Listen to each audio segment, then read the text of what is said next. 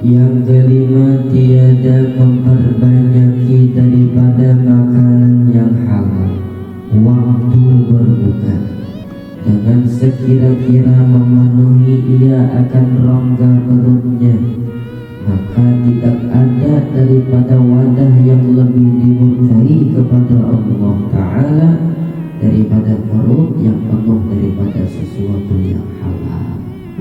Yang dimaksudkan bukan melarang makanan yang halal. Makan sesuatu yang halal itu malah dianjurkan dan diwajibkan. Tetapi yang dilarang di sini adalah memenuhkan perut sekalipun dengan sesuatu yang halal. Ya, memenuhkan perut makan. Ya.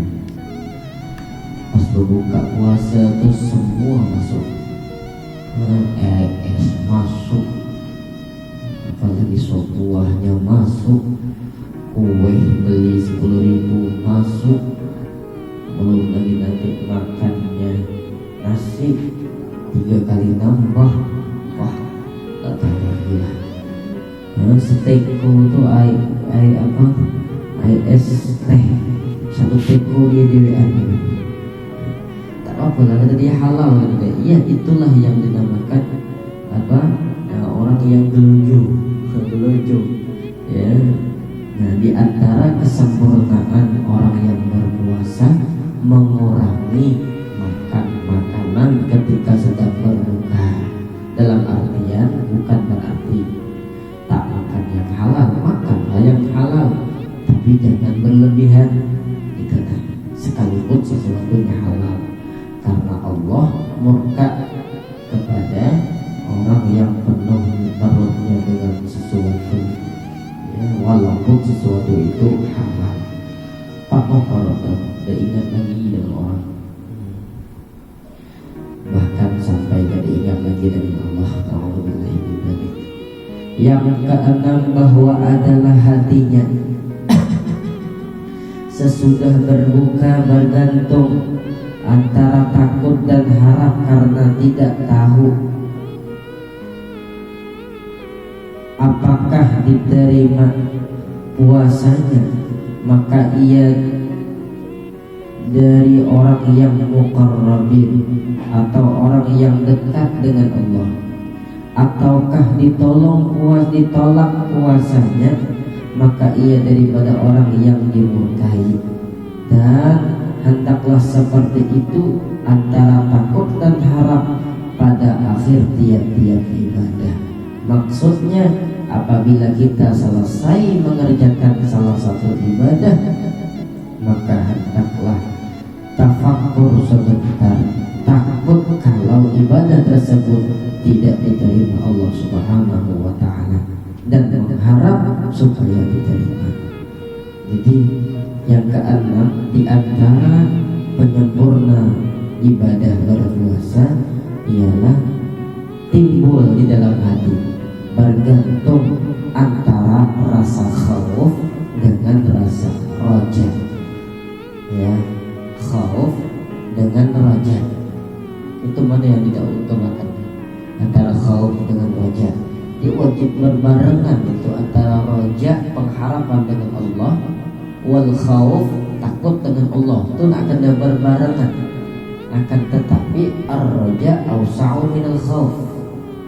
Ya, raja berharap kepada Allah itu harus lebih luas dibanding takut kepada Allah. Tapi dua-duanya berkawan, nak kena berbarengan. Tapi harapnya kepada Allah, berharap ibadah puasa tadi diterima Allah, itu lebih diutamakan. Ya, pengharapan kepada Allah itu lebih diutamakan dibanding takut. Akan tetapi jangan tak ada pula takut. Ya, timbulkan rasa takut. Apa yang ditakuti? Takut kalau puasa seharian ini ditolak. Na'udzubillah min dzalik.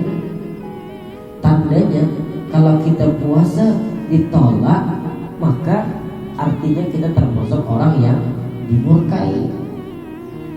Tapi kalau puasa kita seharian diterima, berarti kita minal muqarrabin, orang-orang yang dekat kepada Allah. Ya. Kalau satu amal ibadah diterima oleh Allah, tanda orang tersebut muqarrabin, dekat dengan Allah. Tapi kalau ditolak, maka dia termasuk orang yang dimurkai Allah Subhanahu wa taala. Na'udzubillahi min dzalik. Takut ibadah ditolak dengan Allah, tapi juga muncul harap supaya ibadah tadi diterima dengan Allah. Mudah-mudahan diterima ibadah aku. Timbul rasa harap. Maka kalau di dalam waktu berbuka puasa, maka tafakkur sebelum membaca doa, Allahumma laka sumtu wa bika amantu wa ala rizqika aftartu birahmatika ya arhamar rahimin. Ya Allah, bagimulah puasaku dan bagimu beriman aku, dan atas rezekimu berbuka aku dengan rahmatmu ya Allah yang sepaling kasih sayang. Jadi karena Allah itu zat yang maha kasih sayang, minta dengan Allah, Allahumma laka sumtu, ya Allah, bagimu kami berpuasa, aku berpuasa hanya karenamu ya Allah, wa bika amantu, denganmu aku beriman ya Allah, wa ala rizqika aftartu, aku berbuka karena rezeki darimu ya Allah, birahmatika ya arhamar rahimin, dengan rahmatmu ya Allah, zat yang maha kasih sayang. Jadi kita buka itu makan makanan itu secara hakikat bukan hasil usaha kita. Ya kita mencari seharian dari pagi sampai sore supaya mencari supaya macam mana dapat duit, dapat makanan, itu bukan. Tapi sesungguhnya hal tersebut wa'ala rizqika, itu rezekinya Allah. Maka tidak pantas rezeki Allah digunakan untuk durhaka kepada Allah. Alhamdulillah. Dan sambil berkata hati kita, ya Allah, terimalah puasaku dan demikianlah kemampuanku di dalam mengerjakan puasa. Qala al-Imamul Ghazali fil Ihya'i, man fahima ma'na as-sawmi wa sirrahu alima anna mathala man kaffa 'anil akli wal jima'i wa aftara bi mukhallatatil azami kama masaha ala 'adwin min a'dha'ihi fil wudu'i thalatha marratin faqad wafaqa fi dhahiril 'adada illa annahu tarakal muhimma wa huwa al-ghuslu fa salatuhu mardudatun alaihi bijahlihi. Berkata Imam Ghazali di dalam kitab Ihya Ulumuddin, dan barang siapa faham makna puasa dan rahasia-rahasia puasa, niscaya tahulah ia bahwasanya perumpamaan orang yang menahan makan dan minum dan jima dan berbuka ia dengan mengerjakan macam-macam dosa adalah seperti orang yang menyapu ia akan anggota-anggota wudu yang semestinya dibasuh 3 kali, maka sesungguhnya membasuh ia pada zahir akan bilangan 3 kali, tetapi ia meninggalkan yang penting, yaitu membasuhnya muka maka bermula sembahyangnya ditolak atasnya dengan sebab jahilnya, dikiranya cukup dengan disapu saja, padahal yang wajib adalah dibasuh kecuali menyapu setengah kepala, maka itu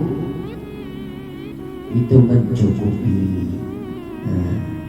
Sambalnya diusap padahal dibasuh, wajah itu dibasuh, tangan dibasuh, kaki dibasuh.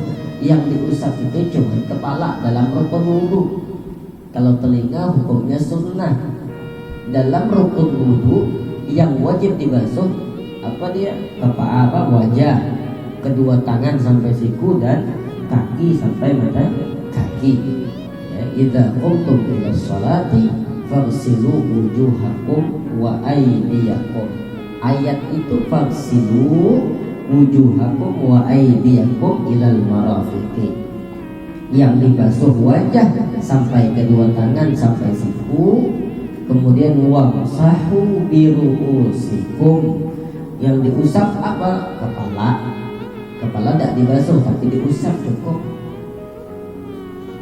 Wa arjulakum ataf kepada fagsilu wujuhakum, maka wa arjulakum kaki juga dibasuh bukan diusap. Nah, ya, orang tahu dia rahasia puasa, tahu dia ini tidak boleh, ini boleh, ini sunnah, ini makruh, ini haram, tahu dia, tapi tak digawinya. Yang makruh digawe sama dia, yang sunnah ditinggal sama dia. Digawinya itu seperti orang yang dia wudu, tahu rukun wudu, tapi cuma diusapnya wajah, tangan cuma diusap, tak dibasuh, maka sholatnya mardudatun, tertolak. Sembahyangnya tak diterima Allah. Kenapa tak diterima Allah? Sembahyang tak sah. Kenapa sembahyangnya tak sah? Wudunya tak sah. Sama kasusnya orang kalau dia sembahyang tertidur. Orang yang sembahyang tertidur, kalau dia tertidur dalam keadaan berdiri, ada dua pendapat. Pendapat yang pertama, yakni kalau dia dalam keadaan berdiri, maka batallah akan wudhu dan sembahyangnya. Ulangi sembahyang tak cukup, ulangi wudhu. Kalau dia dalam keadaan berdiri sembahyang dia tidur dalam keadaan berdiri, wudhu ulangi, baru sembahyang ulangi, bukan cuma sembahyang diulang. Pendapat kedua, cukup sembahyang diulang, tidak payah ulang wudhu. Tapi ini pendapat lemah, tidak bisa diamalkan sebagai hukum. Yang nak diamalkan sebagai hukum yang pertama tadi. Kalau kita sembahyang berdiri Allahu Akbar, mahallul qiyam, dalam keadaan berdiri, kapan dia? Setelah takbiratul ihram, ketika i'tidal, ketika rukuk. Itu kan posisi yang mana belakang bokong ini tidak menyentuh lantai. Itu rukuk nyentuh lantai tidak atau tidak? Bokong ini tuh nyentuh lantai tidak kalau itu rukuk? Itu lantai. Nah, bokong anda itu nyentuh lantai dah kalau ente rukuk? Tidak. Juga tidak. Yang nyentuh lantai ketika duduk tasyahud, ketika duduk antara dua sujud, iya kan? Nah, kalau ente dalam keadaan qiyam, i'tidal atau takbir setelah takbiratul ihram atau dia rukuk, ketika dia tertidur dalam kondisi seperti itu, satu, wudhunya batal. Dua, sembahyangnya pasti batal lah kalau wudhunya batal. Jadi yang diulang itu apa? Wudhunya diulang, sembahyangnya diulang. Kalau dia tidur dalam keadaan duduk macam mana? Sembahyangnya tidak batal. Yang kita syahud at-tahiyyatul mubarakatuh, tidur dia. Selesai dia baca tasyahud, dia tidur, tertidur. Lagi baca tasyahud tertidur, sembahyangnya tak batal. Salam imam, salam juga dia, tak payah diulang. Tapi tasyahudnya, kalau dari awal tasyahud dia tidur, batal lah sembahyangnya. Kenapa batal? Bukan gara-gara tidurnya, tak baca tasyahud dari awal. Ya, tidur dari awal tak baca tasyahud, sedangkan membaca tasyahud akhir hukumnya apa? Wajib. Itu rukun. Baca tasyahud akhir itu rukun. Kalau tidak baca tasyahud akhir, tidak sah sembahyangnya. Tasyahud akhir tak dibaca, tidak sah sembahyangnya. Ya, Fatihah juga sama. Tidak baca Fatihah lagi sembahyang, tak sah sembahyangnya.